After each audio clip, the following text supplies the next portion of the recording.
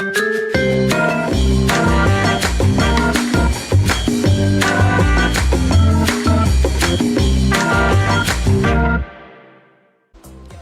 dia, bom dia, bom dia! Bom dia, Mato Grosso, bom dia, Brasil, bom dia, Universo, porque hoje estamos nas plataformas, estamos no YouTube como TV Cidade Verde MT, estamos no Facebook como TV Cidade Verde. Que a sua semana seja produtiva, maravilhosa, que você dedique sua vida a você. O tempo está passando e a gente tem que cuidar da nossa vida e aproveitar essa vida o máximo possível. Então eu desejo a você uma semana maravilhosa, produtiva, e hoje eu vou chegar com uma comida muito gostosa, certo? Que é um cozido campeiro. Dá uma olhada quantas coisas deliciosas que nós temos aqui. Eu tenho uma carne para vocês aqui, que é uma carne de acém, que é uma carne barata, que é uma carne para fazer carne de panela. Eu pedi para deixar cortadinho, bem limpo, certo? Temos aqui também abóboras, abóbora verde, abóbora amarela, mandioca, cenoura, milho verde, batata, batata doce, tomate, cheiro verde, banana da terra, brócolis, couve-flor, alho, assim mesmo, ó, grandão, tá vendo? Que eu vou fazer um cozidão campeiro muito gostoso. Esse é um tempero pronto, caseiro, que eu comprei na feira, certo? Na feira aí da sua cidade pode ter. Também tem um muito gostoso que nós ensinamos outro dia para guardar em geladeira. Então esse tempero ele mistura pimentas, tá? Alho, cebola, muito gostoso. Aqui temos pimentão, pimenta de cheiro, pimenta do reino, coloral e azeite, tá? Eu vou começar a fazer esse cozido e enquanto a gente cozinha, nós vamos conversar sobre vários assuntos com uma querida, que é uma grande profissional, neuropsicopedagoga, que é a doutora Lucimeire. Bom dia! Bem-vinda! Olha, muito obrigada pela sua vinda até aqui. Vamos cozinhar e conversar com as nossas mães de casa também, né, doutora? Vamos sim. Hoje nós vamos falar de um assunto muito importante, né, Márcia? Abordar aí o nosso Maio Laranja, né? Que é o mês aí de combate à exploração sexual e abuso. E nós vamos tentar entender, né, ver um pouquinho sobre o olhar da criança sobre isso, né? Como nós podemos estar ajudando as crianças a se protegerem. Sim, olha, gente, 18 de maio foi sexta-feira. Esse dia que a gente combate o abuso, né, e a exploração de menores. E no final de semana nós tivemos tanta coisa triste, só em Campo Verde nós tivemos 2 estupros. E o 18 de maio é o Dia Nacional de Combate ao Abuso e Exploração Sexual de Crianças e Adolescentes. Então, pessoal, por que que tem essa foto desta criança?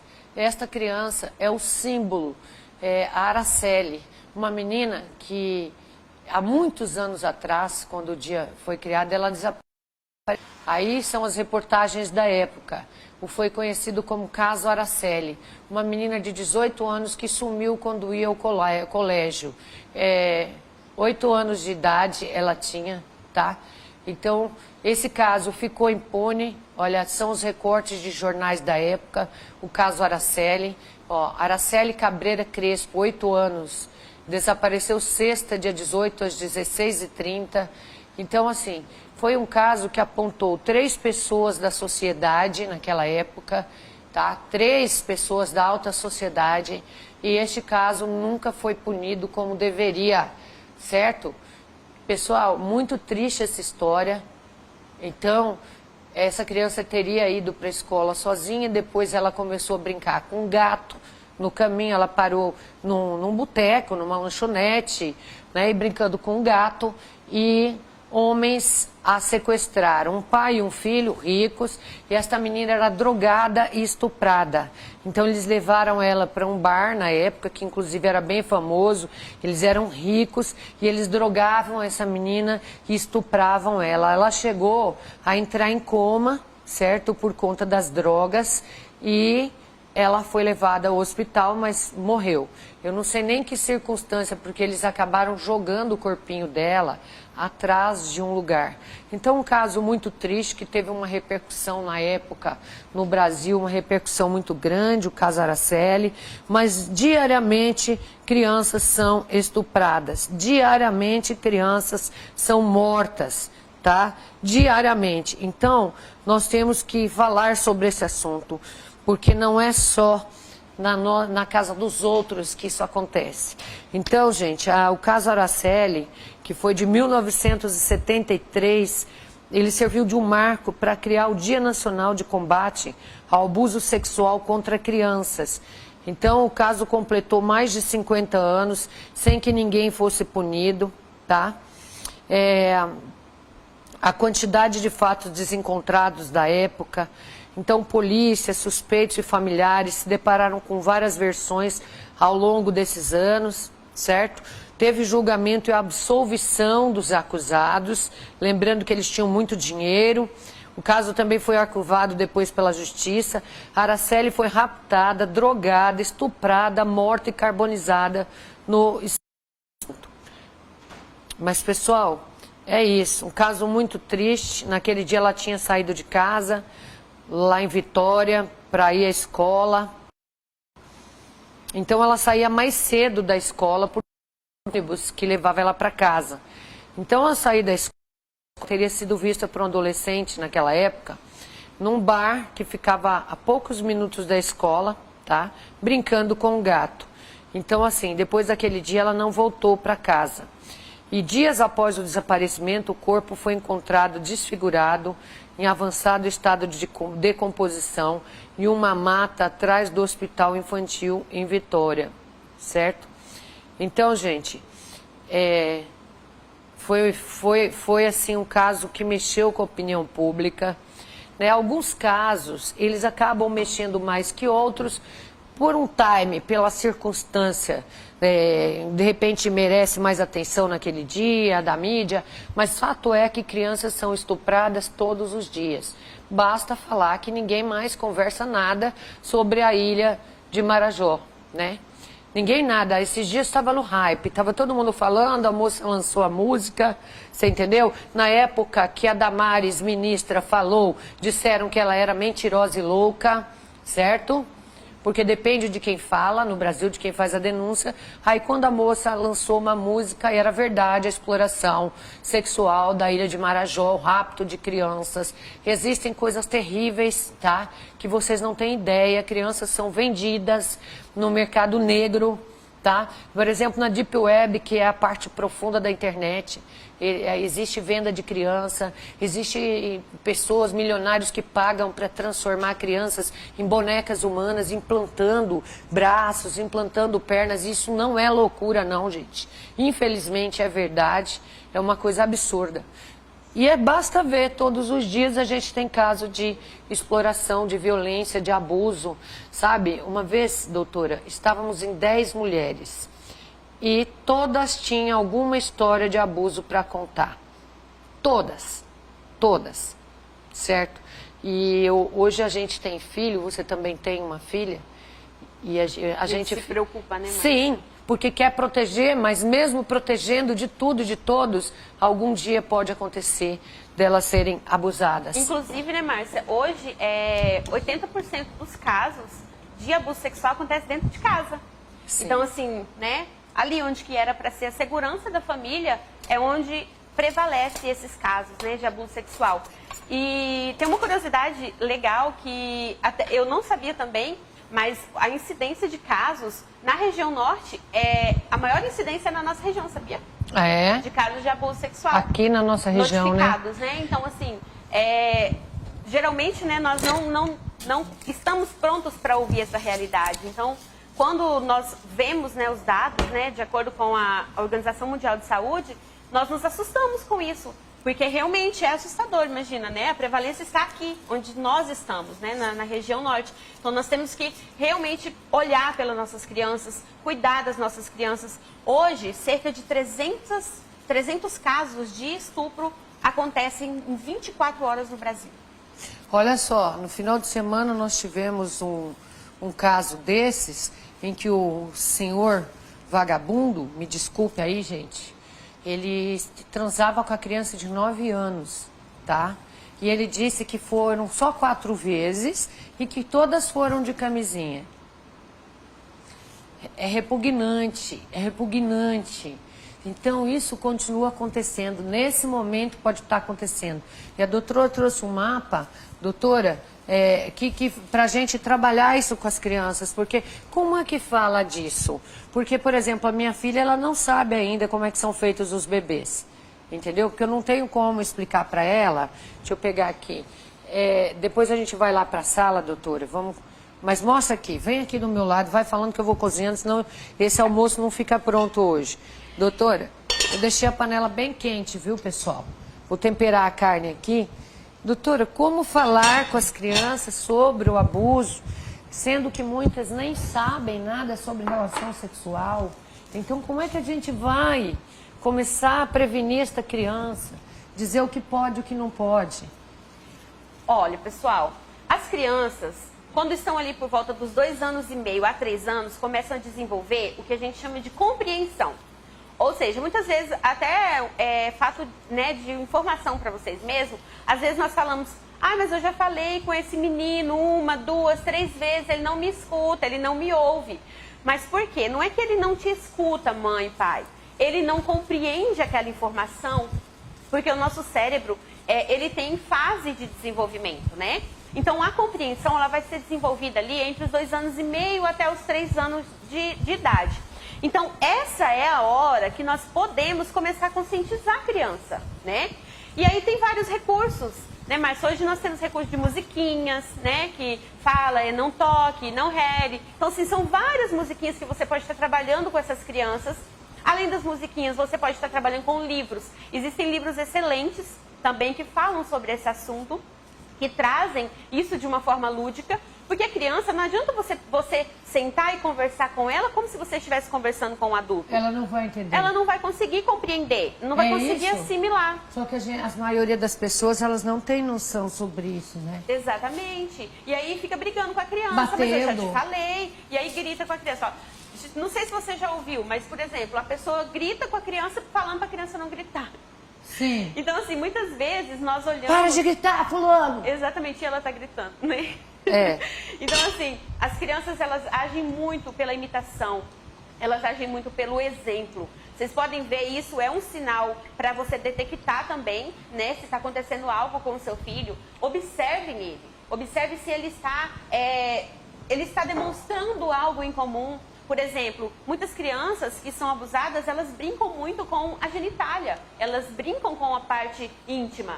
Às vezes, brincando com os coleguinhas, fala sobre as partes íntimas. Com o boneco, às vezes, muitas vezes acontece também, tá ali brincando com a boneca e aí pega nas partes íntimas da boneca de uma forma que não é natural, né? Que não é cotidianamente normal, digamos assim. Então, existem vários sinais que você, pai, você, mãe, você pode estar percebendo. E não deixem, tá? Jamais deixem de observar seu filho, jamais deixem de conversar com ele. Porque quando você conversa com ele e você estabelece uma relação de confiança entre mãe e o filho, ele vai ter oportunidade, ele vai ter confiança de chegar e falar para você. Então, nós viemos, eu e a Márcia, né? Nós somos de uma época, né, Márcia? Não, nós somos velhas, né, Márcia? Não, nós somos novinhas. Você é mais nova do que eu. Pouca coisa, eu acho. Mas assim, nós viemos de uma época que os pais não conversavam com a gente, né? Nós não tínhamos essa liberdade de sentar com o nosso pai, de sentar com a nossa mãe e conversar sobre assuntos que hoje os pais têm oportunidade de conversar. Por exemplo, onde, né, na minha época de criança, os pais teriam acesso a um material lúdico, né? A ter uma ideia de fazer um material lúdico como esse. Não teria. Não teriam. Não podia nem falar desse assunto. Exatamente. Por quê? Porque era um tabu, né? Realmente era um tabu. Mas hoje ainda existem, né, pessoas que fazem desse assunto um tabu. E nós devemos quebrar isso. Tem uma história, Márcia, que eu também quero trazer para os pais para falar sobre nomear as partes íntimas, né? Eu sei que cada família tem a sua maneira, né, de estar abordando esse assunto.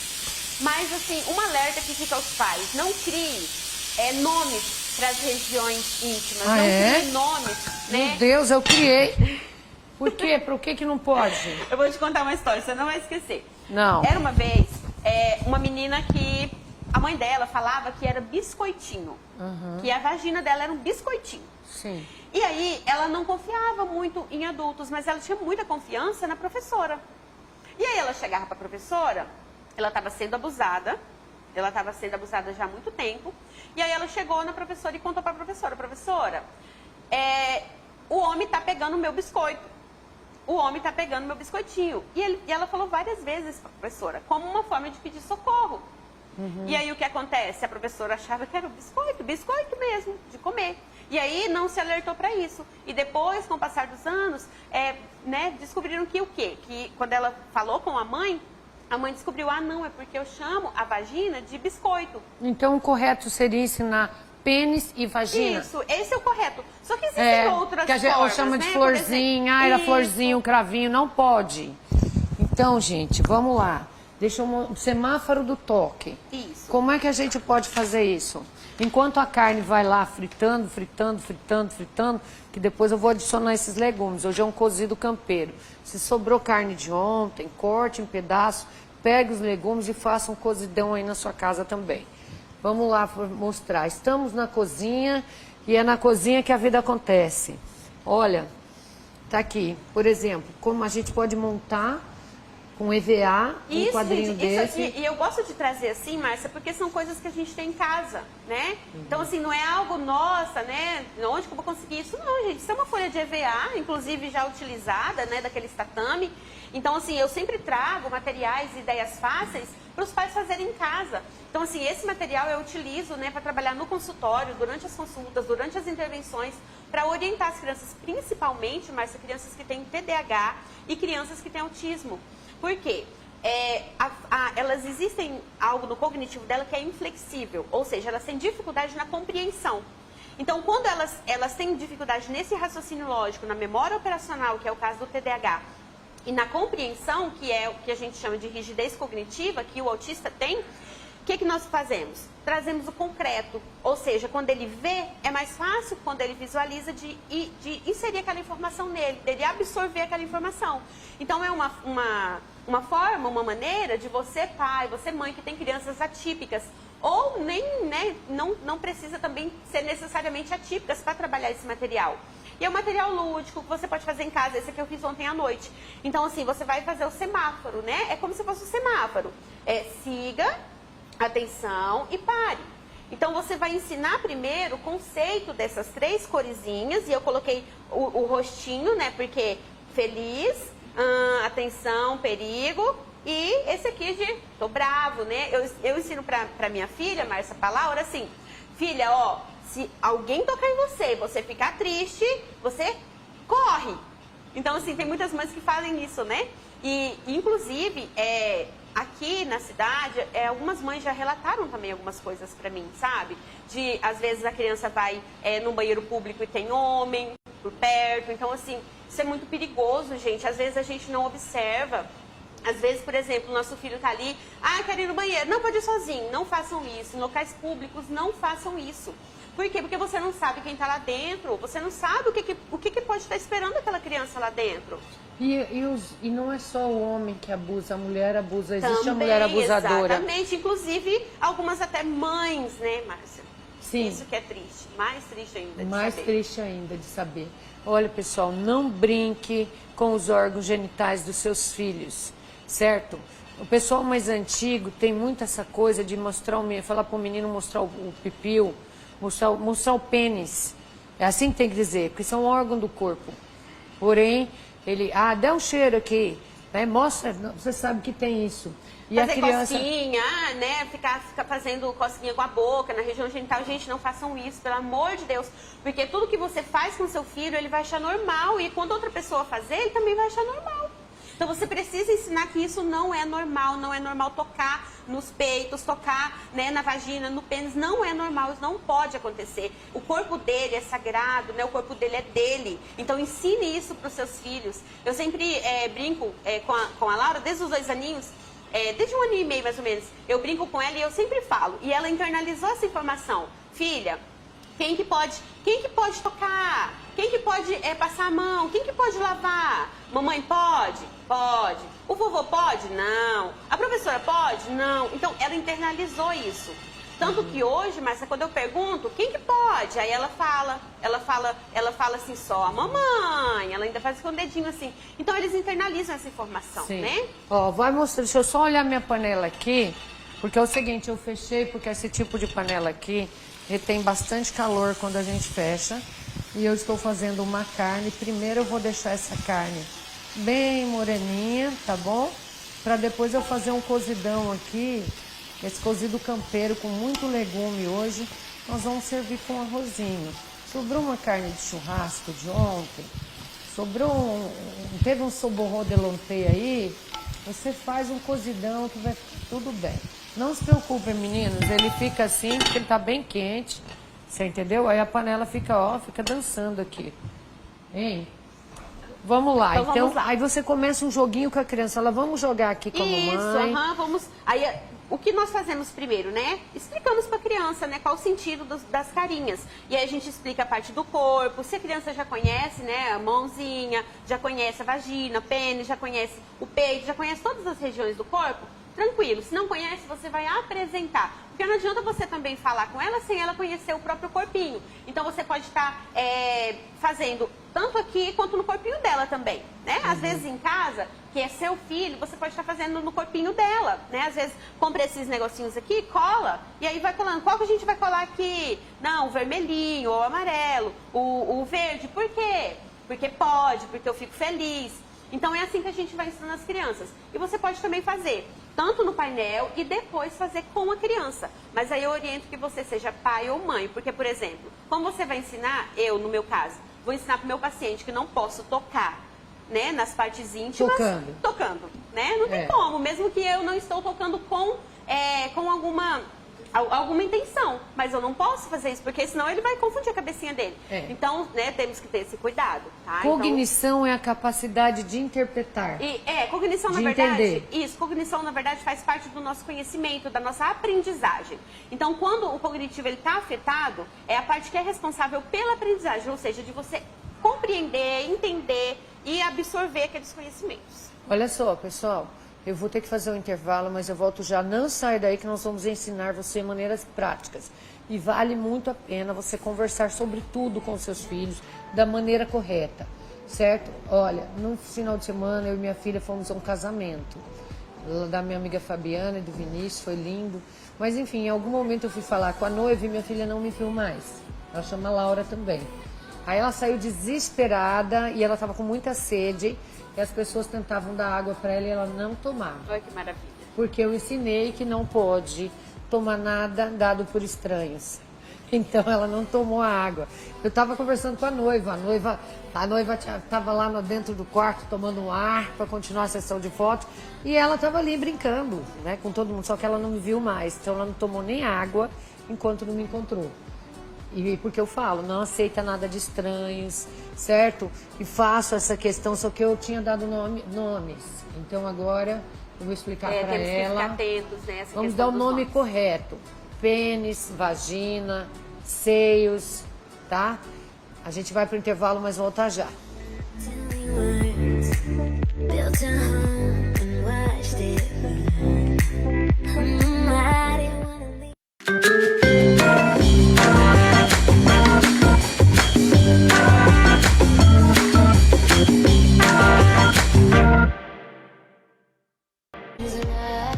Manhã com Sabor está de volta. Hoje a gente recebe aqui a neuropsicopedagoga, a doutora Lucimeire, e a gente está falando sobre como você prevenir as crianças com relação ao abuso sexual infantil. Infelizmente temos muitos casos, talvez a gente não possa evitar que aconteça, mas quando acontecer eles vão gritar, eles vão contar, porque é muito sério. As crianças, elas não têm noção de que é errado. Fora que é prazeroso em alguns momentos, porque a sexualidade é de Deus, é da vida. Então eles vão sentir, às vezes, quando forem manipulados, infelizmente, algo bom. E eles não conseguem entender Né? A gente vê, por exemplo, nesse final de semana, eu não sei se foi o padrasto ou o pai que estava mantendo relações sexuais com uma menininha de 9 anos. E ele ainda diz, foram só 4 vezes e foram de camisinha. É um absurdo como é que o mundo Como se fosse tá. algo natural, né? Como se fosse... natural. E a criança também, muitas vezes, ela vai deixando. Em alguns casos, eles dizem para o pai e a mãe, vou matar seu pai, vou matar sua mãe. Eles ameaçam, né? É importante salientar isso. E é importante também, por exemplo, lembrar, gente, que são pessoas próximas, né? Que são pessoas ali da própria casa. Então, a criança tem confiança naquela pessoa. Então, por exemplo, se você está, né, verificando, se você começou a perceber uma, digamos assim, uma aproximação muito íntima, sabe, da criança com alguém da família, que não era costume de acontecer, acenda uma luzinha amarela, né? Vamos prestar atenção. Porque às vezes a gente acha, e realmente a gente acha assim, não vai acontecer Não, meu familiar não vai jamais. fazer. Mas assim, olha só. Infelizmente acontece, pessoal. A incidência é muito grande, né? 80% dos casos são pessoas de dentro da própria casa. Pessoas que eram para realmente acolher aquela criança, né? Transmitir segurança. E vocês não sabem de muitos casos porque não pode falar. Para a gente proteger o menor, os maiores são protegidos. Mas são muitos casos, muitos. Olha, aqui, então você vai fazer um mapinha com esse e vai falar sobre isso com a criança, tá? Aqui, pode? Não. Não. Aí você pode brincar de uma forma lúdica com a criança. Não pode, ó, fica brava. Aí faz expressão de brava. Por quê? Porque ela vai internalizar um pouco mais. É o que a gente chama de reforço positivo.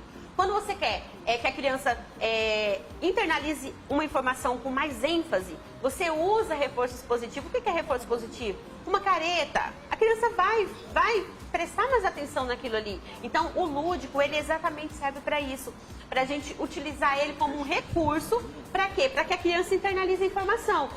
Não pode. Então, ele já sabe que a carinha vermelha é de bravo. E aí até pode falar, bravo, fica bravo. Bravo. Então, ele sabe que não pode, né? Não pode tocar na vagina da criança. E na barriga, pode? Vamos ver. Aí vai muito do que você, né, família, vai ensinar para os seus filhos. Na barriga, pode? Para mim, seria um sinal de alerta. Né? Porque você está mexendo na barriga da criança, está ali perto, né, das partes íntimas. Então, assim, é um alerta, está perto dos peitinhos. Então, sempre tem que prestar atenção nisso para fazer o que para a criança? Ó, perigo, ó, atenção, perigo. Então, quando você faz isso, a criança assimila com mais facilidade. E não adianta você só falar assim, ó, filha, que pode, que não pode, que pode, que não pode. Ela não vai entender. Então, tudo você tem que ter uma ludicidade, você tem que ter uma paciência, você tem que fazer... Eu sempre digo para os pais olharem as crianças como crianças. Porque nós temos o velho costume de olhar para a criança com os nossos olhos. Mas nós já vivemos tantos anos na frente dela. Então ela não vai ter a compreensão que nós temos. Então Não adianta você querer ensinar a criança de uma maneira que você sabe. Não, eu sei assim, vou ensinar assim. Não, gente. Então, vamos ver como a criança aprenderia, como ela internaliza um pouco mais. E nós, né, neuropsicopedagogos, nós entramos exatamente nisso, para orientar a família. Nós trabalhamos muito com orientação parental, que é a orientação dos pais, em como conduzir as crianças, né? Não só nessa situação, mas em todas as situações. Uma dificuldade de aprendizagem, né? Como que você vai fazer para a criança entender um pouco mais ali sobre o assunto. Então, assim, é esse o nosso trabalho de orientação para que os pais façam isso em casa. Bom, se a criança já tem uma dificuldade de entender normalmente, imagina se ela for neurodivergente. Exatamente. Né? Então, assim, até que idade que está formado o córtex frontal? O córtex frontal que é responsável pela capacidade de cognição? Isso, na verdade é todas as partes cerebrais, só que a parte que fica responsável, o córtex frontal, ele é responsável pela questão da compreensão, da aprendizagem. Então, assim, praticamente, digamos assim, que é a menina dos olhos do cérebro, né? Então, ele tem um desenvolvimento ali bem rápido, Márcia, até os 6, 7 anos. Só que quando ele é a última parte também que conclui o desenvolvimento dele. Então ele vai concluir que é a parte ali que envolve o planejamento, que envolve a organização, perto dos 20 anos. Ah, é? Sabia? Perto de 20 anos, meu Deus. Exatamente. Dos 20 aos 23 anos. Preste atenção. Então não adianta você falar com uma criança e falar para ela assim, eu já te ensinei, eu já te falei. Entendeu? Principalmente, para de gritar! Você tá gritando, falando pra pessoa parar de gritar.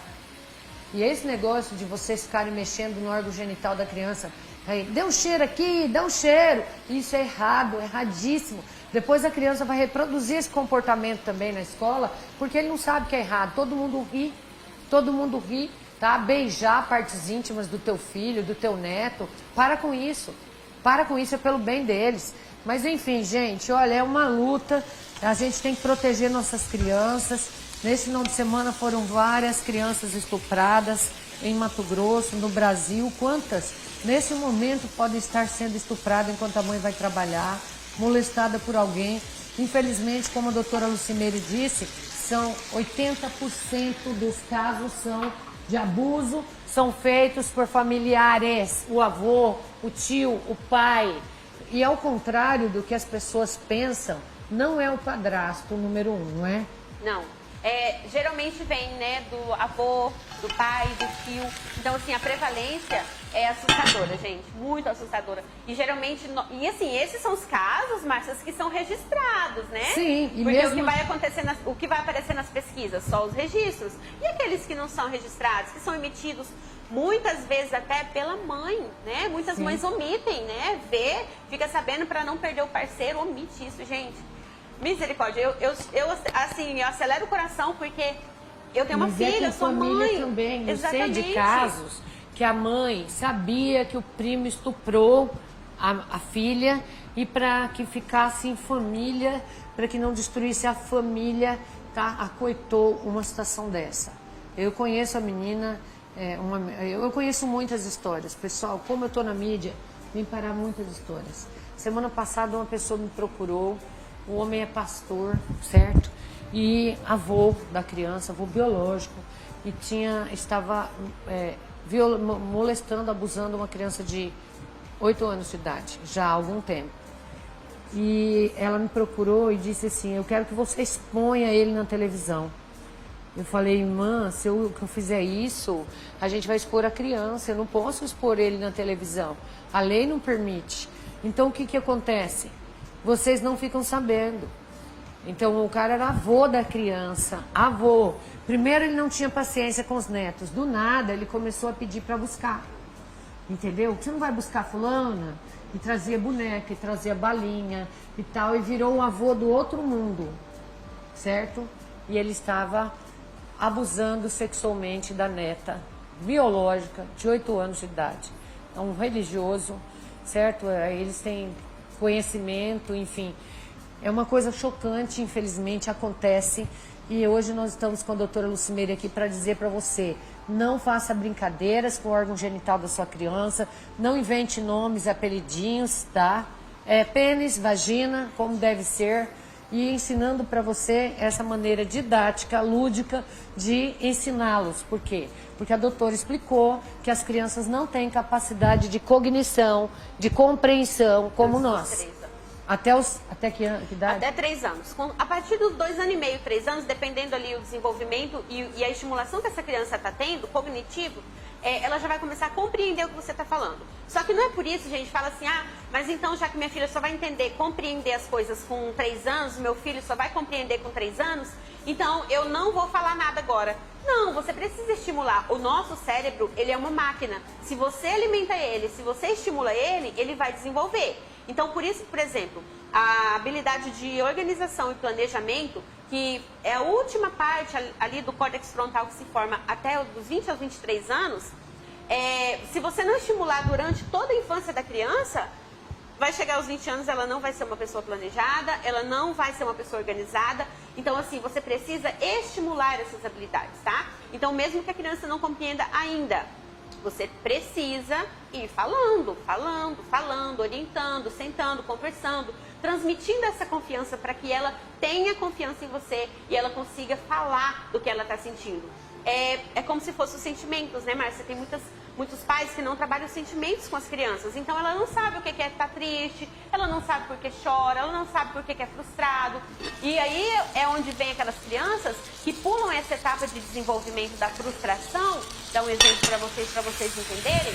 Que quando ela chega ali no momento de dividir um joguinho, e aí ela não consegue dividir, não consegue trocar turnos com o colega, né? Não tem esse problema e essa dificuldade no relacionamento interpessoal com os colegas, é onde ela vai falar, esse menino não sabe dividir nada, esse menino se frustra para tudo, mas é uma habilidade que você não desenvolveu nele, né? Então você precisa trabalhar.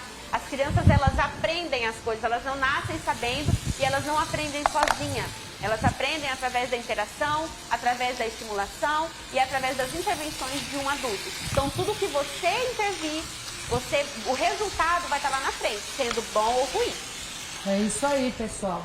Olha, vamos falar também, tá? Nós estamos falando das crianças que não têm nenhuma neurodivergência, que não são TDAH, que não são autistas, mas eles podem também, dessa forma lúdica, aprender.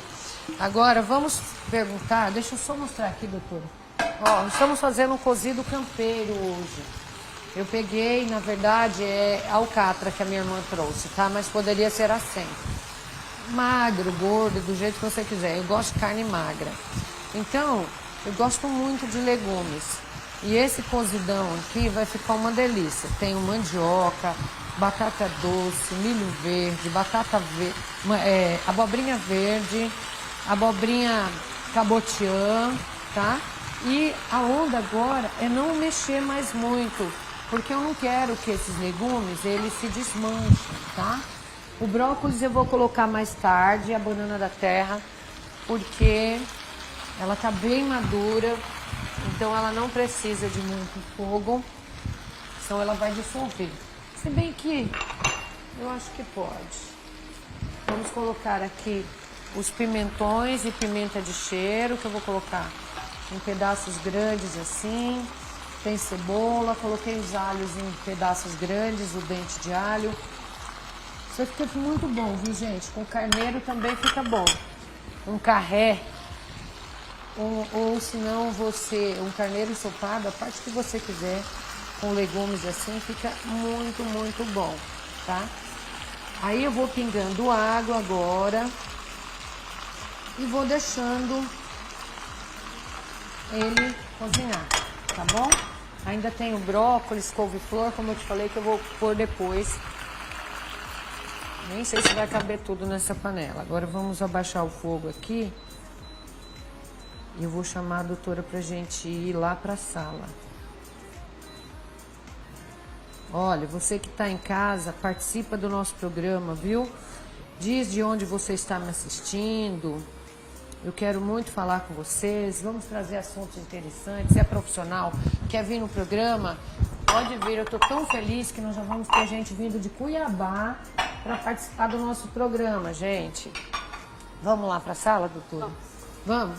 Então, olha só, gente. Enquanto eu e a doutora vamos lá para a sala, eu quero chamar aqui a Karine, que abriu a sua própria assessoria de eventos, começando a inovar e empreender. E quem traz essa matéria pra gente é nossa querida Marina. Um beijo, Marina.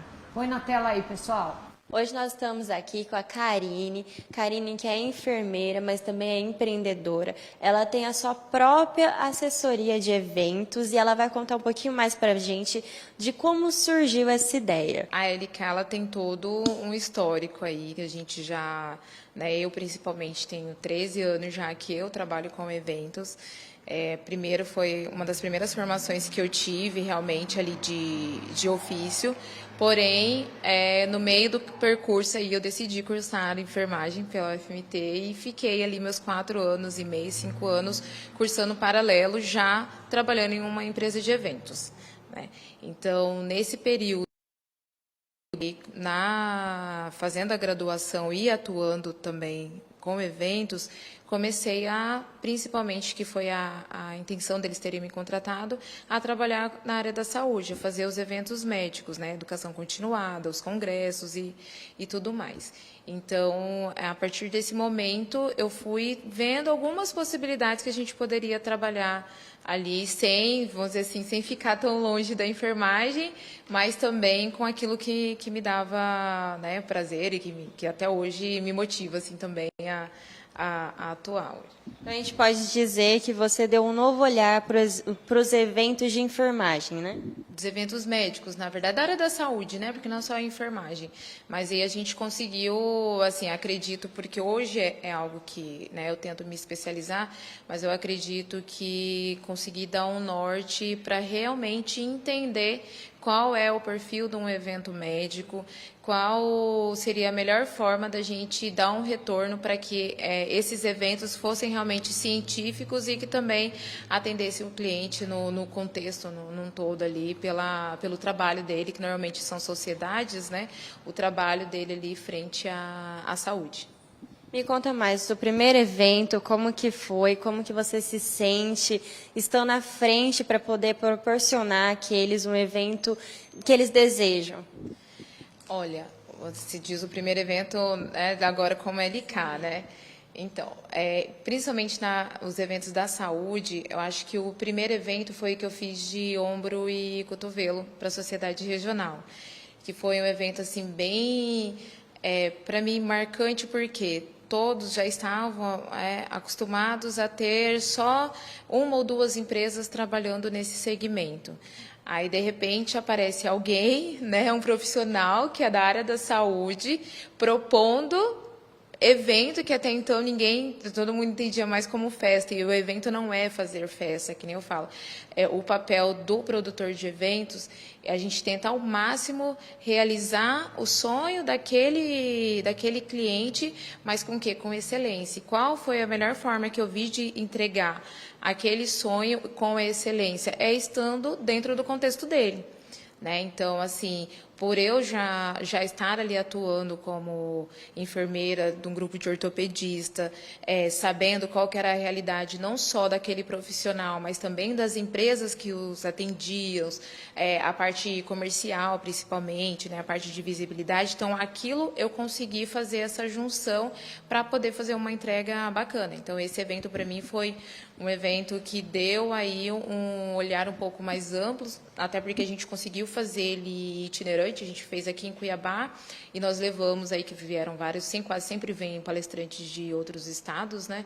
Então, a gente fez aqui em Cuiabá o primeiro dia, o segundo dia a gente fez em Chapada, e lá a gente fez a parte prática mesmo, direcionada para esses profissionais, e com isso já, vamos dizer assim, foi um chamativo para que também outras especialidades, outros médicos, outros profissionais da área da saúde, que não são só os médicos. E tem uma estimativa, mais ou menos, de quantos eventos você atende por mês ou por semana? Hoje, eu posso dizer assim, que eu tenho em média de 2 a 3 eventos mensais. Porém, como os eventos, os regionais, né, que a gente traz para a área médica, são eventos que demandam uma energia muito maior, porque a gente tem aí não só local, mas a gente tem os outros estados, então tem palestrante. Então, como que é conciliar ser enfermeira e ter o seu próprio empreendimento? Porque, pelo que você está me falando, demanda muito tempo, demanda energia também, organização. Como que você organiza o seu dia para lidar com essas duas funções? Então, produtor de eventos, ele não tem 8 horas de trabalho, né? Na verdade, é 24 horas. Então, assim, essa pergunta eu acho que todo mundo procura saber como você dá conta de conciliar. Porque no meu trabalho eu tenho meu horário comercial, então, né, se tem cirurgia eu tenho que estar lá. Eu estou em vários lugares ao mesmo tempo. Então, se precisou... tem cirurgia a tal horário. Então, normalmente, os meus clientes de evento eu atendo fora do horário comercial, ou, né, tento conciliar, às vezes até mesmo porque o próprio profissional de saúde, a vida dele também é igual à minha, vamos dizer assim, né, também da parte do produtor.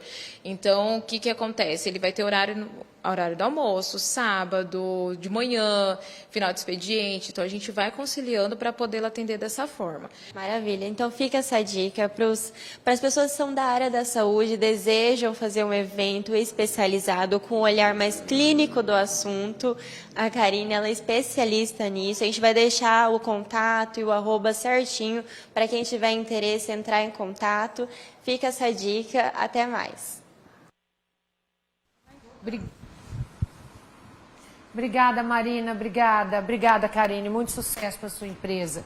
Gente, mude a rota. Se você não está feliz com o que você está fazendo, se reinvente. Muitas vezes, dentro da sua profissão, existem 1000 caminhos. Bom, hoje eu estou recebendo aqui ao vivo a doutora Lucimeire e hoje é dia do pedagogo. Então, quero mandar um abraço a todos os pedagogos do Brasil e dizer como vocês são importantes. E que isso é uma ciência muito mais importante do que as pessoas possam imaginar, né? O fato de você aprender como ensinar e as várias formas das pessoas de aprender, né? Exatamente, né, Márcia? O professor hoje, muitas pessoas vêm dizendo, o professor está perdendo espaço, o professor está perdendo valor, mas na verdade, o professor, ele precisa se reinventar, né? Ele precisa se adequar à realidade que nós estamos vivendo hoje, aquilo que nós podemos inovar. Então, assim, o pedagogo, ele nunca vai ser esquecido, né? Porque é uma profissão maravilhosa, né? Quero deixar também um abraço aí a todos os meus colegas pedagogos. Eu sou graduada em pedagogia desde 2012, né? Concluímos com a turminha lá em Rondônia, na Universidade Federal de Rondônia. E assim, eu sofri muito para fazer minha faculdade. E você sabia que tem muita gente que fala assim, eu vou fazer pedagogia porque eu não tenho outra opção. E eu fico muito triste quando eu ouço isso de algumas pessoas. Porque é tão importante. Porque assim, eu tenho orgulho de dizer que eu fiz pedagogia porque eu quis. Era o curso que eu queria, era o curso que eu buscava. E você fez na Universidade Federal? Isso, na Universidade Federal de Rondônia. E você morava onde? Eu morava lá no interior de Rondônia, em Rolim de Moura. Na verdade, eu morava num distrito chamado Nova Estrela. E ele ficava a 25 quilômetros dessa cidade de Rolim de Moura. E eu ia de moto estudar todos os dias, na verdade todas as noites, e voltava meia-noite de moto sozinha. Passei muitos medos, já tomei muita chuva. Então, assim, eu sempre digo que quando você quer, você consegue. Basta você querer e você se esforçar para isso. Então, assim, eu passei muita coisa, sabe, na minha faculdade, greve, períodos de greve, você sabe que... Está de novo em greve. Exatamente. E o pior é que ninguém está falando disso, certo? E as pessoas com atraso, atrasou muito a vida, né? Muito. A faculdade era para mim ter concluído em 4 anos. Demorei 5 anos e meio. Então, assim, mas assim, eu sempre costumo não reclamar, né? Tudo tem um motivo, tudo tem um objetivo. Então, assim, eu sou muito grata aos meus professores. Tive professores maravilhosos, mestres, doutores maravilhosos, sabe? Que me ensinaram muito. Além do conteúdo, ensinaram a essência da vida, né? Isso é muito bom, isso é muito gostoso quando nós encontramos profissionais assim. Então, assim, foram momentos realmente de muita luta, mas, assim, foi uma faculdade que eu recomendo, tá, gente? É um curso que eu recomendo. Eu sempre digo que a pedagogia, ela nos traz muita humanização. Nós olhamos com humanização para as outras pessoas. E a humanização que eu tenho hoje, eu devo exclusivamente ao meu curso de pedagogia, que me ensinou, sabe? Que me fez batalhar por aquilo que eu queria. E graças a Deus, não fiquei parada. Trabalhei na área da saúde um tempo, mas depois retornei para a área da educação, que eu sempre gostei muito de mesclar saúde e educação. Fiz a minha pós, né, em neuropsicopedagogia e hoje estou trabalhando, né, numa empresa também que é maravilhosa, que abriu as portas para mim. E estou, assim, muito realizada profissionalmente, graças a Deus. E ela é ótima. Depois, vocês têm um Instagram da doutora para mostrar para o pessoal seguir em casa? Coloca na tela para gente. Olha aí, siga ela. Nós, como mães, educadoras, nós também somos formadoras de pessoas. E nós não sabemos, porque filho não vem com manual de instrução. Então, nós precisamos deste apoio, porque o neuropsicopedagogo, ele te ajuda a compreender as diferenças e os porquês, tá? Nós aprendemos hoje que uma criança até 3 anos não tem capacidade de entender. Você pode sentar do lado dela e falar, e você vai querer que ela entenda, porque você explicou direitinho, mas ela não tem capacidade de entender desta forma. E que demora até os 20 anos, até 25, 23 anos, para o córtex frontal, que é uma das áreas também importantes para ele se formar. Gente, coloca, por favor, o Instagram da doutora Lucimeire na tela. Tá, deixa eu falar outra coisa. Nós falamos do padrão, né, como a maioria das pessoas se comportam. Porém, nós temos pessoas que neurobiologicamente são diferentes. Eu, por exemplo, descobri, depois de muitos anos, qual era o meu problema de uma vida toda, que eu tenho transtorno de déficit de atenção com hiperatividade. Aí todo mundo vai dizer assim, agora é moda isso, né? Não, mas eu sofri muito durante a minha vida, eu sofri muito. Se eu falar aqui, eu até choro, de verdade, por falta de compreensão, por ouvir das pessoas, às vezes, eu falei, você não escuta a gente fala com você, você não escuta a gente. Isso gerou traumas nas minhas relações, gerou ruídos nas relações. Eu fui acusada muitas vezes de ser uma pessoa que não liga, entendeu, porque o outro está falando. Por quê? Aí eu fui descobrir isso quando eu fui tratar o meu filho. Eu fiquei mais culpada ainda, porque muitas vezes eu falei para ele, vocês me desculpem, tá? Vocês não venham pagar de santinho, não, porque eu falei, tu é vagabundo, você não quer estudar, você entendeu? E eu gritava com ele, e eu via ele desesperado, e depois, aí à noite, a professora falava assim, o professor de reforço, ele sabe tudo. Chegava no outro dia com medo da nota que ele ia trazer para mim, ele tirava 0. E tirava a pressão, né, que ia acontecer. Que ia acontecer. Por quê? Porque eu não conhecia nem a mim mesmo. Você entendeu? Nem eu sabia por quê. Eu a vida inteira ouvia assim, a Márcia é doida. A Márcia é doida, a Márcia esquece tudo. Eu já saí de casa com um sapato no pé e um chinelo. Você entendeu? Eu já contei para vocês que aqui na TV eu preciso do barulho para me isolar do mundo, para estudar.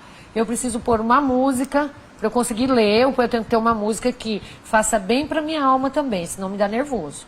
E aí eu consigo ler. São estratégias, né, Márcia? Estratégias que eu criei, mas aí as pessoas não acreditam. Não entendem, né? Na verdade, elas não entendem. Igual eu não entendi o meu filho, entendeu? E hoje eu sinto um peso enorme, sabe? Das vezes que eu gritei querendo que ele entendesse do meu jeito.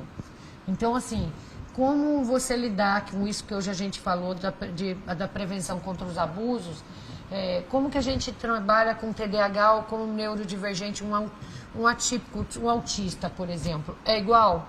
Pode trabalhar com esse mesmo cartaz? Isso. Esse aqui, né, como a gente traz, né, o material concreto, ele dá para trabalhar também com as crianças autistas, né, e com TDAH.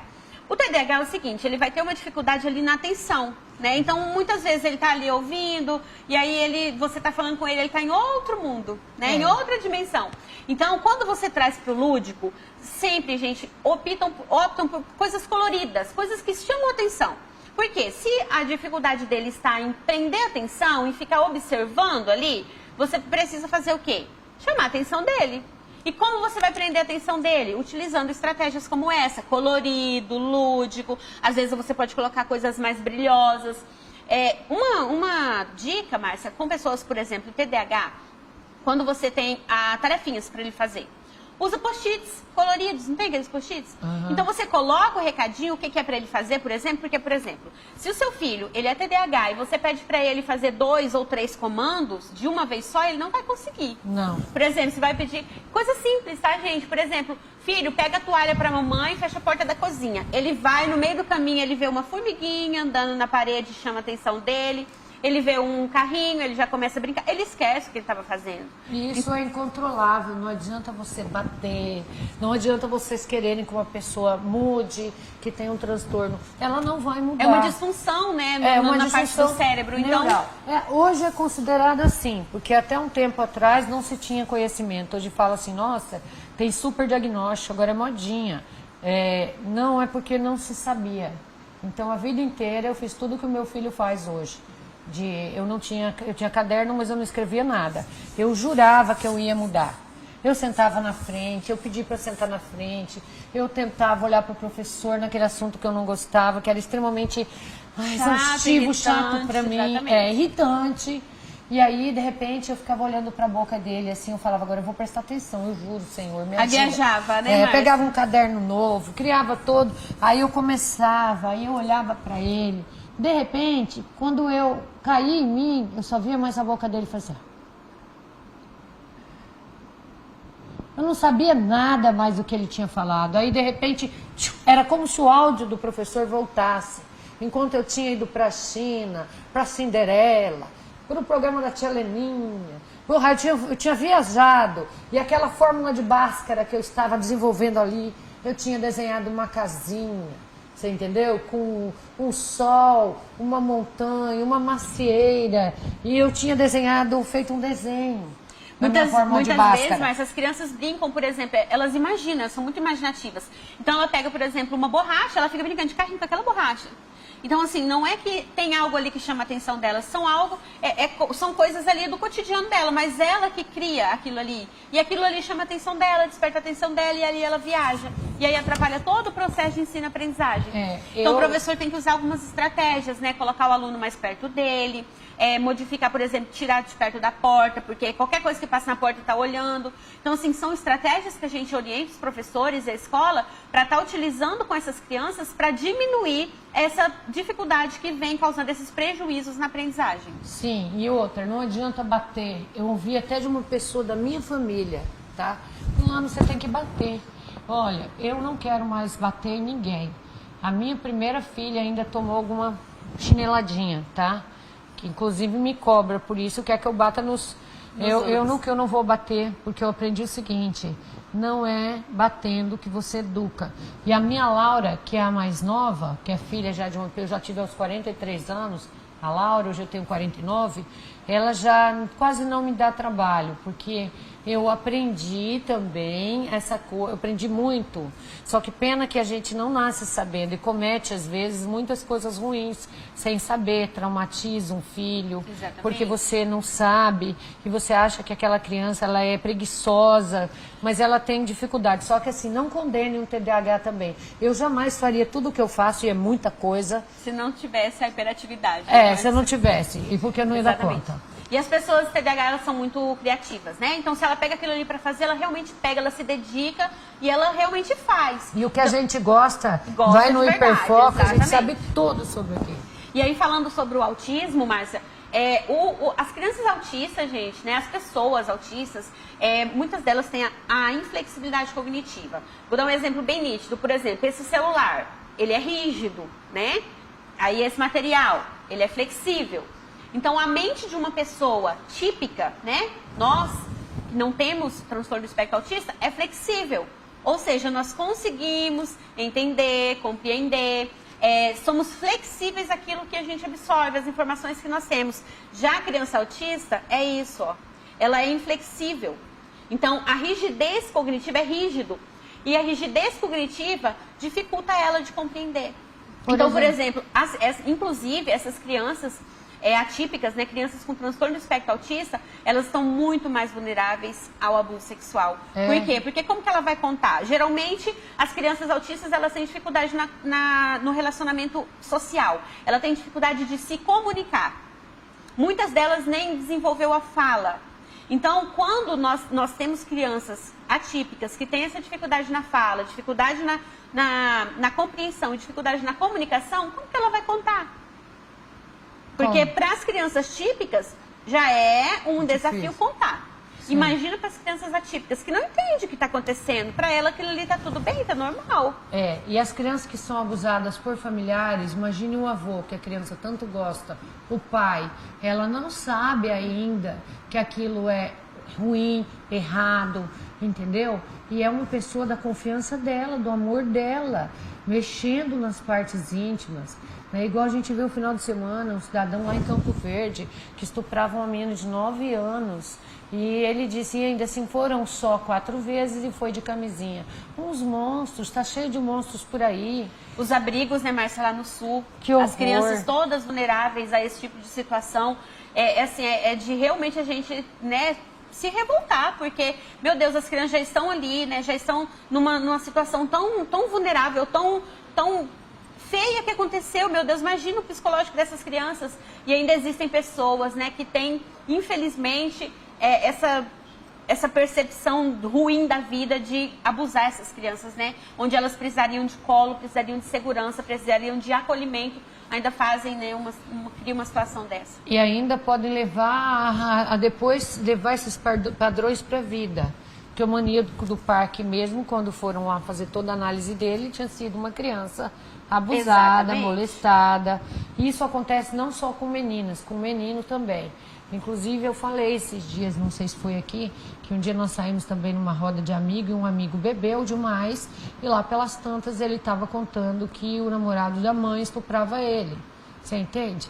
Então, são coisas assim, muito tristes que vocês têm que tomar cuidado se vocês têm crianças, porque pode estar acontecendo dentro da sua casa. Porque como a doutora trouxe as informações aqui, 80% das crianças são abusadas por parentes próximos. E detalhe, o número 1 não é o padrasto.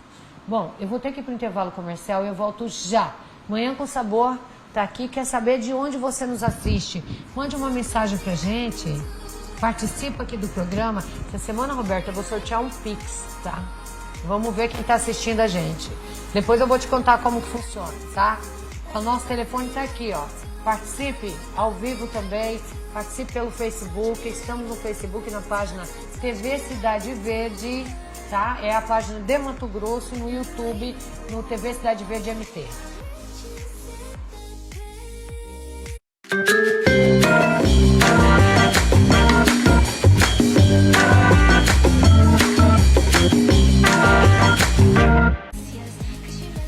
De volta, minha gente amada de Mato Grosso. Vem cá, doutora, olha o nosso cozido aqui. Olha, hoje eu estou recebendo a doutora Lucimeire. Nós falamos de como conversar com as crianças com relação à prevenção do abuso infantil. E a gente mostrou um mapinha, uma ideia de um material didático que você pode usar para que o seu filho entenda, tá? O que você está falando, seu filho, seu neto, de que não pode mexer nas partes íntimas. Nós conversamos sobre a capacidade de cognição, que está em formação ainda, e como funciona em autista, em TDAH. E aquele cartaz que a gente mostrou, ele pode ser usado por todos, viu? Tá bonito, né? Tá uma delícia, tá cheiroso. É, por todas as mamães e papais, tanto para crianças atípicas quanto as crianças, como que chamam a criança? Crianças típicas. Que não é, crianças típicas. As típicas são o que se considera o padrão normal. E outra, será que isso só apareceu agora?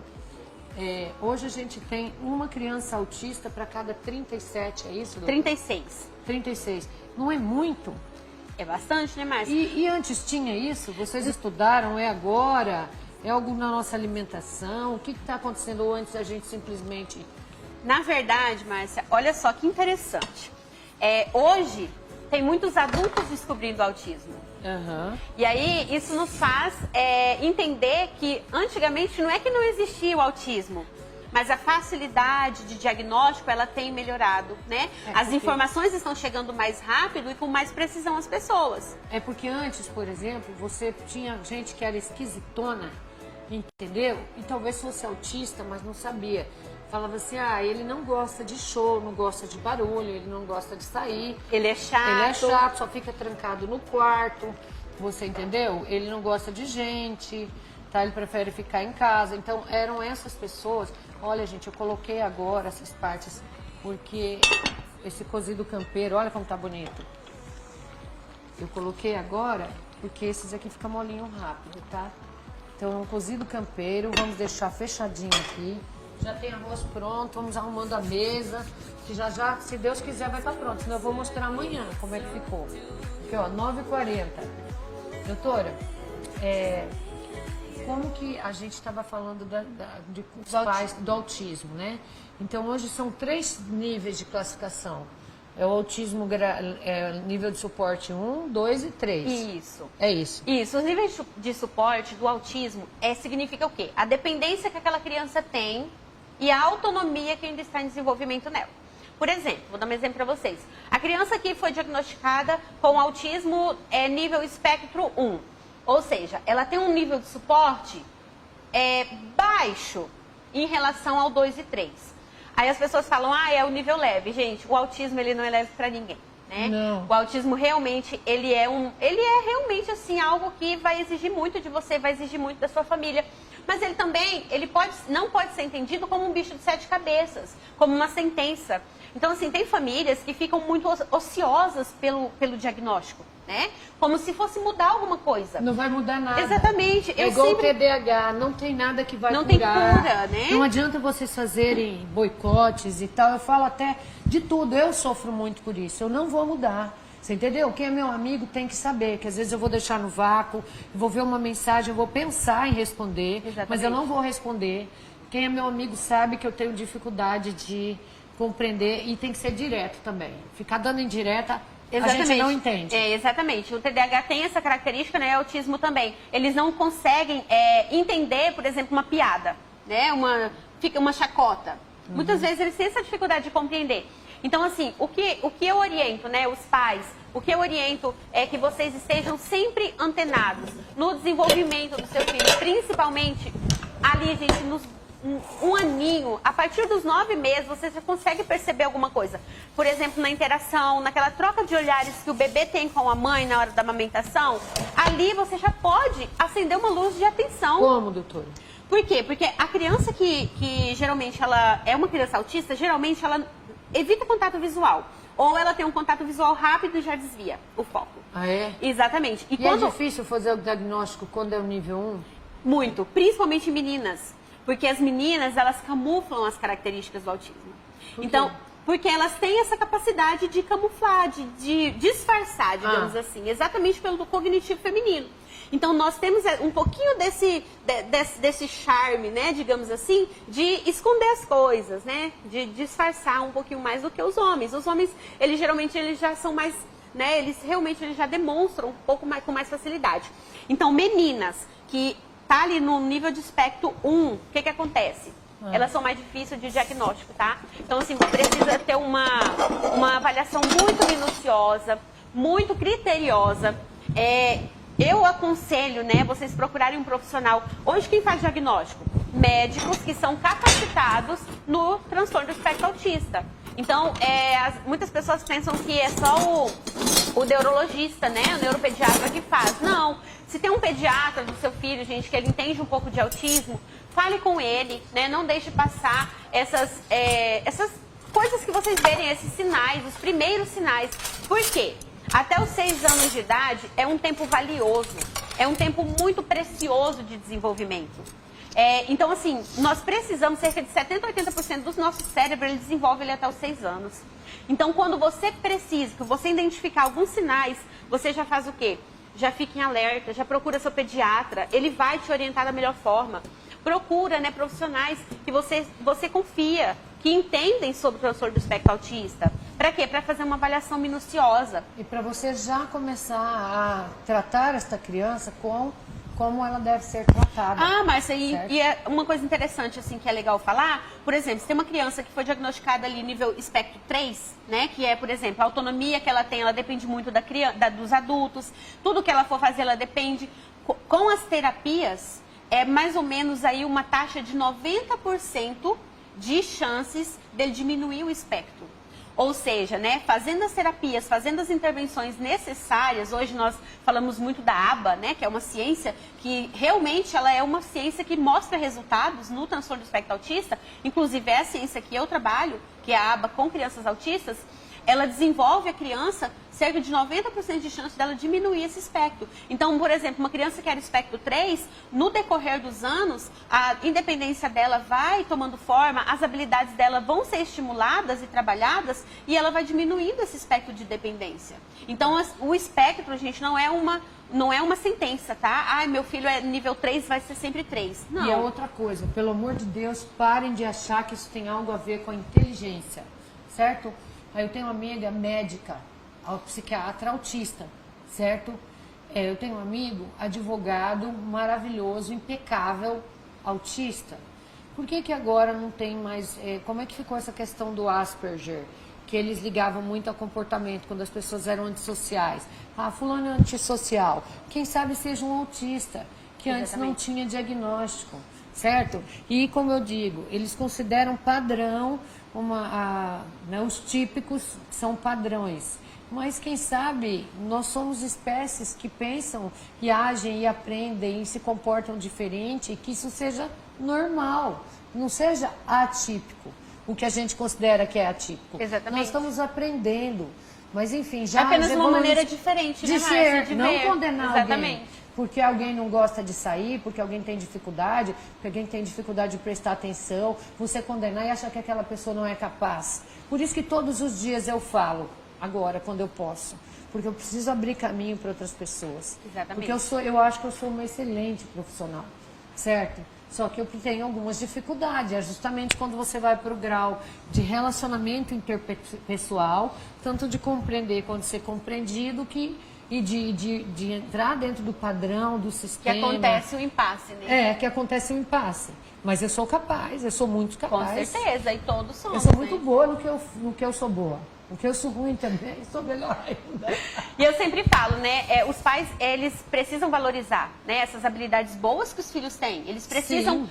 porque, por exemplo, a primeira coisa, para uma pessoa se dar bem na vida, os pais, que são referência, eles devem acreditar, né? Então, assim, o que eu acredito para minha filha, ela vai desenvolver aquilo. Então, se eu acredito que ela é uma pessoa que não vai ter condições de se desenvolver, ela não vai se desenvolver, porque ela está acreditando e eu, que sou a pessoa mais confiável dela, está falando isso para ela. Gente, olha, a vida inteira eu me senti a mais burra, entendeu? Porque eu não conseguia aprender matemática. Era só matemática que envolvesse cálculo, que precisa de uma atenção. Você não pode estar ali aprendendo um problema, você andando um problema de matemática, e lá no final você ir para a lua, voltar, você entendeu? Quando você voltar, você já perdeu o fio da meada. Não tem mais como passar a aprender daquele pronto para você fazer o embromation depois. Não dá. Então, assim, foi muito difícil para mim. E depois eu vejo hoje, né, que eu soube tarde ainda para socorrer o meu filho, porque, inclusive, inteligentíssimo, viu? Você vai conhecê-lo. Fala inglês fluente. Eu vejo. Sabe, ele é inteligentíssimo. Tem hora que ele me surpreende, certo? E outra, então vocês não se limitem de achar que as pessoas não são capazes. Elas só aprendem de maneira diferente. E tem que ter paciência, porque não é o padrão que vocês estão acostumados, certo? E para seu filho ser ajudado na escola também, porque existe maneiras de treinar isso, né, doutora? É a estimulação do cérebro, né? É. E as terapias é para isso, pra mim, exatamente. só que muitas vezes eu não consigo usar, porque as pessoas não acreditam, porque elas não são assim, então elas acham que não, você não é assim. E para você funciona. Super bem, super bem. Só funciona assim, né? Estudar só com uma música de baixo. Eu vou pro intervalo e volto já já, 1 minuto.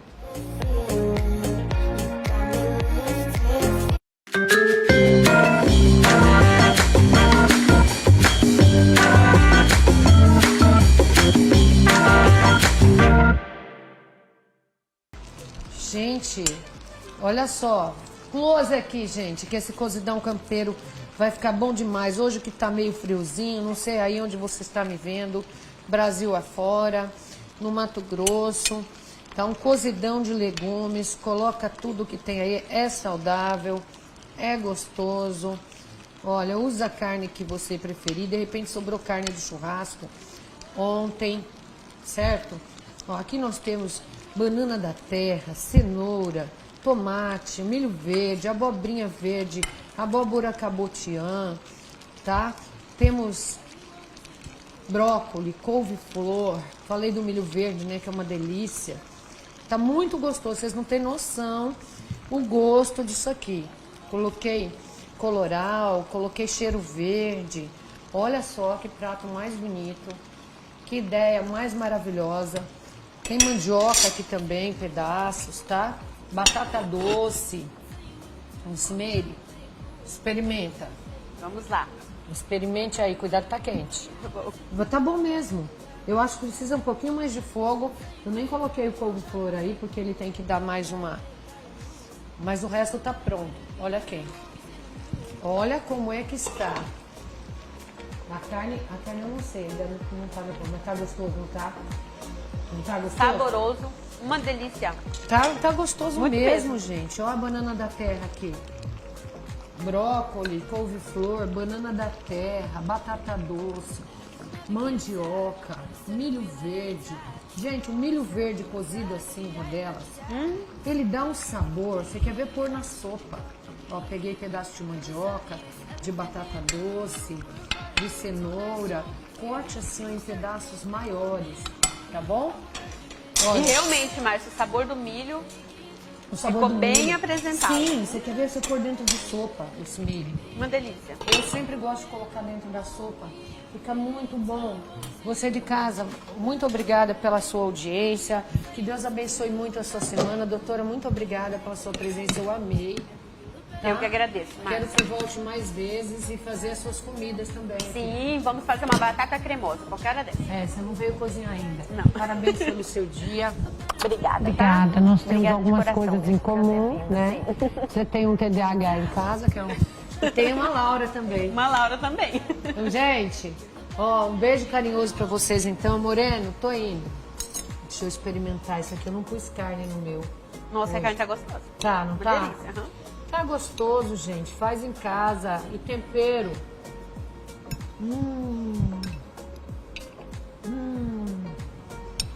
Gostoso mesmo, gente. Cozido campeiro, manhã com sabor. Um beijo, até amanhã. Starts with a word.